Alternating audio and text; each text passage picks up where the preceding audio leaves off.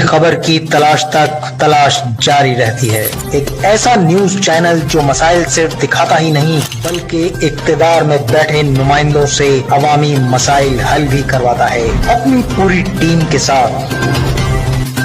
آپ بھی ہماری اس ٹیم کا حصہ بن سکتے ہیں، ہمیں آپ کی ضرورت ہے۔ آپ زندگی کے جس شعبے سے تعلق رکھتے ہیں اس حوالے سے ہماری ٹیم کا میں سینٹرل چیئرمین پاکستان جرنلسٹ ایسوسی ایشن PJA سیکریٹریٹ اسلام آباد سے مخاطب ہوں۔ سب سے پہلے تمام احباب کو السلام علیکم۔ آج کا دن سندھ کلچر ڈے کے حوالے سے بڑا اہم ہے اور میں سندھی کلچر ڈے کے موقع پر آپ سب کو مبارکباد پیش کرتا ہوں۔ جیسا کہ آج PJA کراچی ڈویژن کا پروگرام بھی جاری ہے، میں ان احباب کو بھی مبارکباد پیش کرتا ہوں جو PJA کی جانب سے اپریسیشن سرٹیفکیٹ کے لیے منتخب ہوئے۔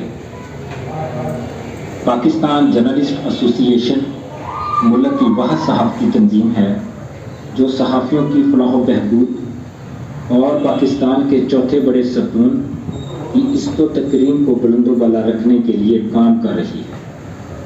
PJA کراچی ڈویژن کے صحافیوں کے بنیادی مسائل بھی PJA کے پلیٹ فارم سے حل ہو رہے ہیں۔ پاکستان جرنلسٹ ایسوسی ایشن صحافیوں کے حقوق کی جنگ لڑ رہی ہے۔ پروٹیکشن بل کا معاملہ ہو، پیکا آرڈیننس کا معاملہ ہو، صحافیوں کا معاشی قتل ہو، میڈیا ہاؤسز کی بندش ہو، تو پاکستان جرنلسٹ ایسوسی ایشن فرنٹ لائن پر ہوتی ہے۔ اس لیے PJA کو نیشنل اور انٹرنیشنل سطح پر سراہا جاتا ہے۔ پاکستان جرنلسٹ ایسوسی ایشن وہ صحافتی تنظیم ہے جو اپنے ممبرز کو ڈیتھ کلیم کی رقم، جہیز فنڈ کی رقم دینے کے ساتھ ساتھ عمرے پر بھی بھجوا رہی ہے۔